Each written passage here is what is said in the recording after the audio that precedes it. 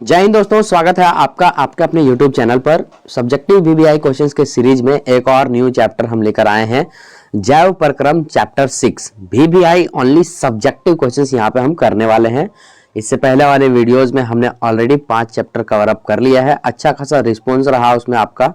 जो भी PDF आपको चाहिए आप हमसे कहेंगे, आपको प्रोवाइड कर दिया जाएगा।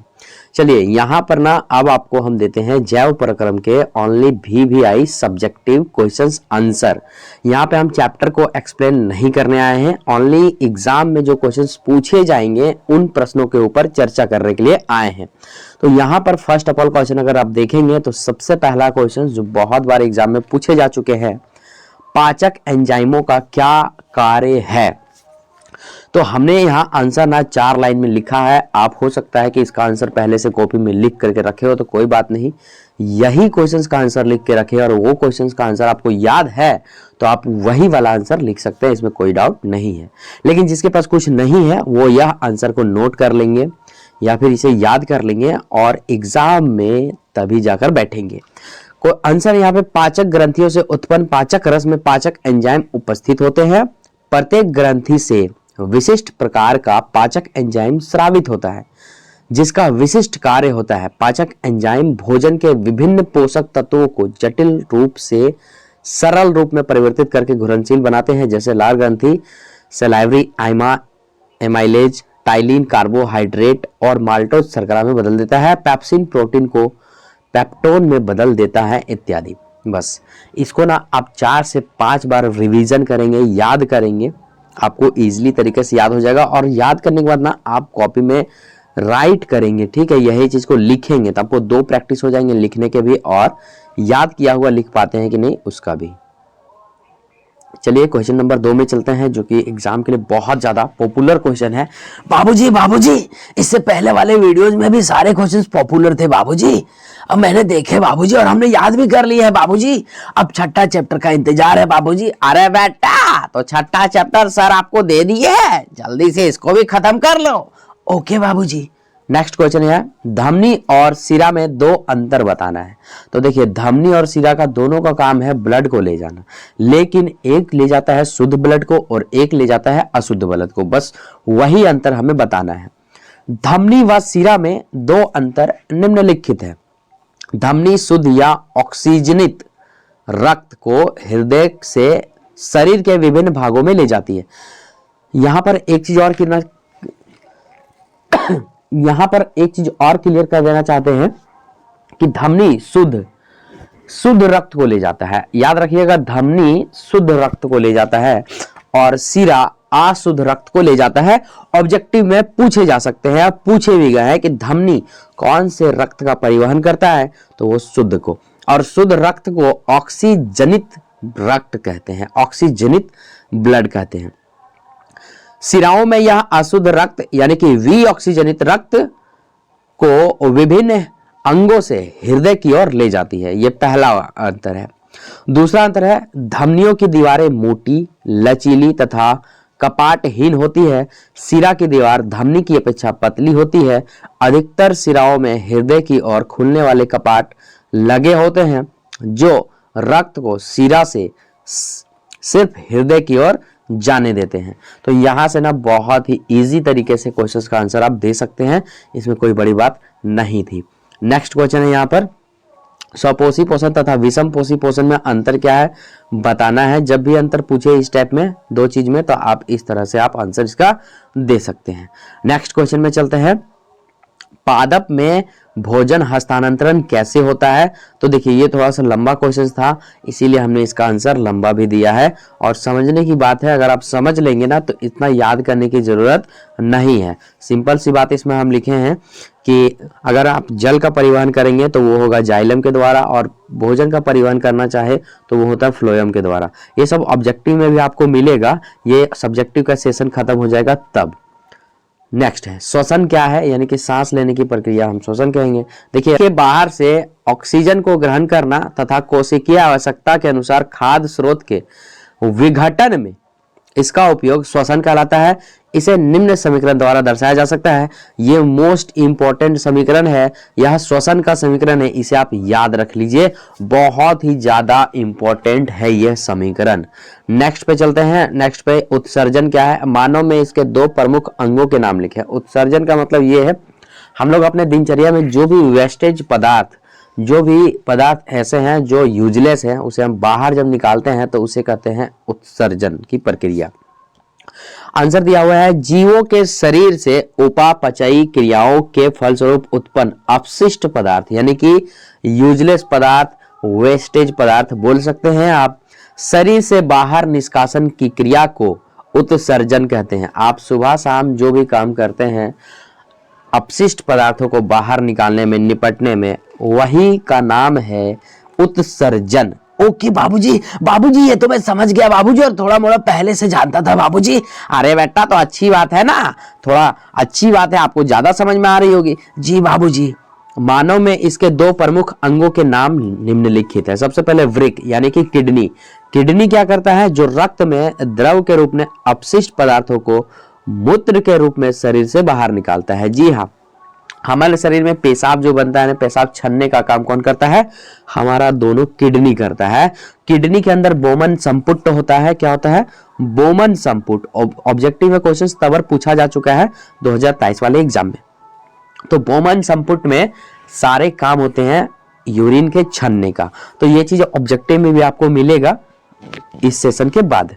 दूसरा उत्सर्जन पदार्थ है फेफड़ा, जो रक्त में गैसीय अपशिष्ट पदार्थों को शरीर से बाहर निकालता है। हम जब सांस लेते हैं तो क्या लेते हैं? ऑक्सीजन लेते हैं, लेकिन जब छोड़ते हैं तो कार्बन डाइऑक्साइड छोड़ते हैं। तो ये कौन काम कर रहा है? ये फेफड़ा काम कर रहा है, नाक नहीं। नाक एक माध्यम है, नाक एक पाइप है, नली है, जिसके माध्यम से CO2 बाहर आ रहा है। 7 नंबर क्वेश्चन है, वाष्पोत्सर्जन क्रिया का पौधों के लिए क्या महत्व है? तो वाष्पोत्सर्जन क्रिया अगर ना हो तो पौधे भी जिंदा नहीं रहेंगे। आइए इसका क्वेश्चन पढ़ते हैं, आंसर देखते हैं। यह पौधों के मूल रोम द्वारा खनिज लवणों को अवशोषण एवं जड़ से पत्तियों तक उनके परिवहन में सहायता होता है। यह पौधों में तापक्रम संतुलन बनाए रखता है। धारा बनी रहती है कि गति के लिए मुख्य प्रेरक बल का कार्य करता है। नेक्स्ट है यहाँ पर कुछ और 2 पॉइंट है। वाष्पोत्सर्जन के कारण ही पौधों की जड़ों से चोटी तक जल की निश्चित धारा बनी रहती है। देखिए, जल ही नहीं जाएगा तो पौधे तो जिंदा रहेंगे नहीं। इसे हमने ऊपर कहा कि वाष्पोत्सर्जन के कारण ही पौधे जिंदा हैं। दिन में रंध्रों के खुले रहने पर वाष्पोत्सर्जन कर्षण ही जाइलम में गति के लिए मुख्य प्रेरक बल कार्य करता है। तो ये 4 पॉइंट आप याद रखेंगे। नेक्स्ट क्वेश्चन है, पौधों में गैसों का आदान प्रदान कैसे होता है? 2-3 लाइन में हमने आंसर दिया है, इजली तरीके से आप इसे याद कर सकते हैं। पित्त क्या है? मनुष्य के पाचन में इसका क्या महत्व है? देखिए, पित्त ना हमारे यकृत से स्रावन होता है और पित्ताशय में जमा होता है। तो ये काम इसके बारे में पूछ दिया है। ऑब्जेक्टिव में कुछ और सवाल पूछे जाते हैं, जैसे पित्त कहाँ से स्रावित होता है? तो वो होता है यकृत से। याद रखेंगे, पित्त का स्रावन कहाँ से? यकृत से। और जमा कहाँ होता है? पित्ताशय में। इसीलिए तो इसका नाम पड़ गया क्या? पित्ताशय, मतलब कि पित्त का शय, पित्ताशय। चलिए नेक्स्ट पे चलते हैं। इसे आप याद रखेंगे, सब्जेक्टिव आपको कैसे देना है आप यहाँ पे देख सकते हैं। 2-4 और क्वेश्चन है जो कि इंपॉर्टेंट है। हमारे शरीर में हीमोग्लोबिन की कमी के क्या परिणाम हो सकते हैं? देख भाई, ओ भाई साहब, हीमोग्लोबिन कमी हो जाए ना तो आपका शरीर ही सुस्त पड़ सकता है। आंसर कैसे देंगे? हीमोग्लोबिन लाल रक्त कणिकाओं में पाई जाती है। यह ऑक्सीजन के साथ मिलकर ऑक्सी हीमोग्लोबिन का निर्माण करती है। यह कोशिका में ऑक्सीजन को वितरित कर देती है जिससे कोशिकीय श्वसन हो सके। हमारे शरीर में हीमोग्लोबिन की कमी से एनीमिया का बीमारी हो सकता है। एनीमिया बीमारी अगर हो गया ना भाई तो फिर खैर नहीं है। रक्त कोशिकाओं की संख्या कम हो जाती है। कोशिका को पूरी तरह ऑक्सीजन नहीं मिल पाता है जिसके कारण कोशिकीय श्वसन बाधित हो जाता है। अगर हमारे शरीर का एक कोशिका भी बाधित होता है तो वह अंग आपका लगेगा कि काम ही नहीं कर रहा है। इसीलिए हीमोग्लोबिन की कमी के दुष्परिणाम हो सकते हैं। लेकिन हम ठहरे पढ़े लिखे भाई, तो हीमोग्लोबिन की कमी नहीं हो सकती है। आप अपने दिनचर्या में साग, हरी भरी सब्जी का सेवन कर सकते हैं, दूध, और अगर आप मांसाहारी हैं तो अंडा वगैरह आप खा सकते हैं दिन भर में सप्ताह भर में एक दिन कभी भी खा लीजिए। और दूध दूध जरूर लीजिए अपने डाइट में अगर आप पढ़ाई लिखाई करते हैं तो।